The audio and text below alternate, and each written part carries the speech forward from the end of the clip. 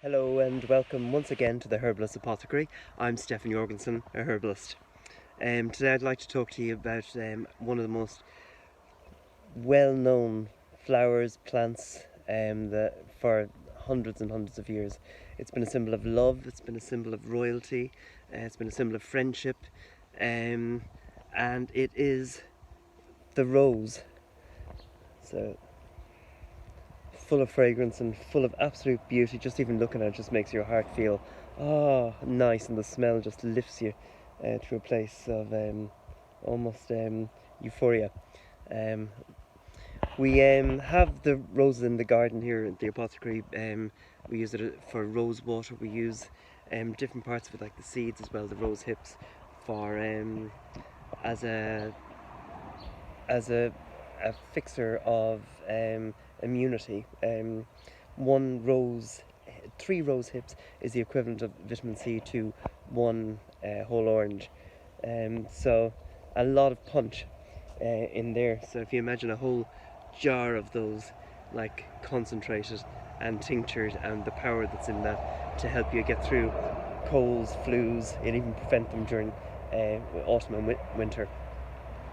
But today we are going to speak about the rose and many of its valued attributes. The first thing we talk about is the actual rose water, and many floral waters can be used for different things. Rose water can be used with for lots of different in lots of different situations.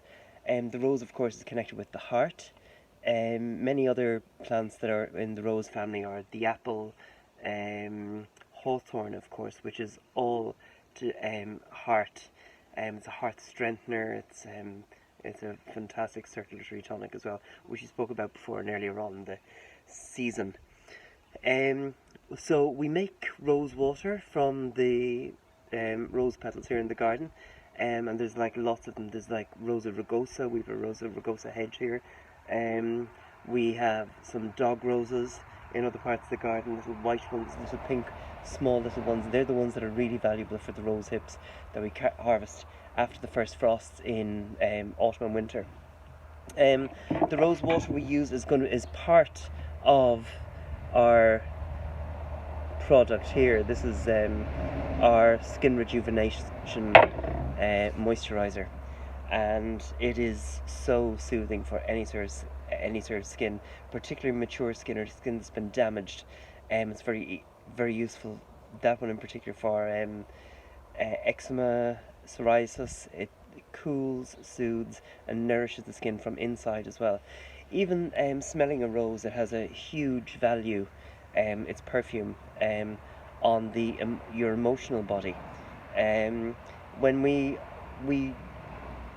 normally, as humans, we sort of have a energetic vibration that sort of is around the level of 80 hertz.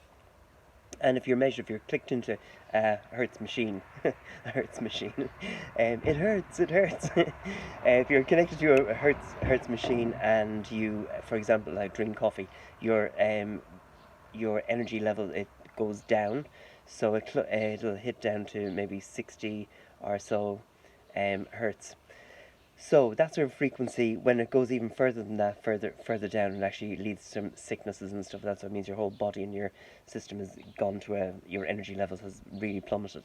But if you rose, when that's used in products like particularly like rose oil or even rose tea, when you're ingesting it or sticking it onto your skin, it has a hertz energy level of 300 hertz. So that's a huge thing. So it really improves all sorts of like illnesses, and it comforts you emotionally.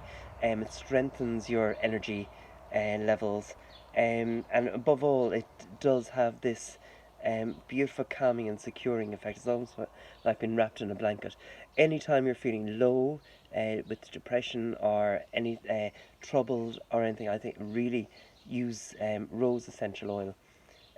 Just sniff it for a little while into a little tissue, or even from just the bottle straight away. Use Rose Otto. That's the one that you'd be looking for.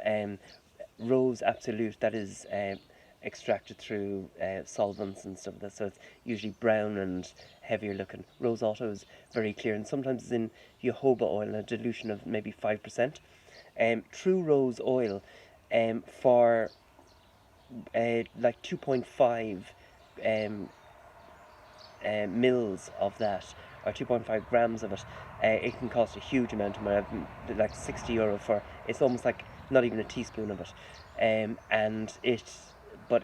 you know the smell of it, it's peppery, it's warming, it's soothing, it's wonderful. And that's one of the ones that we use as well, pure rose otto, in this, our fabulous moisturizer.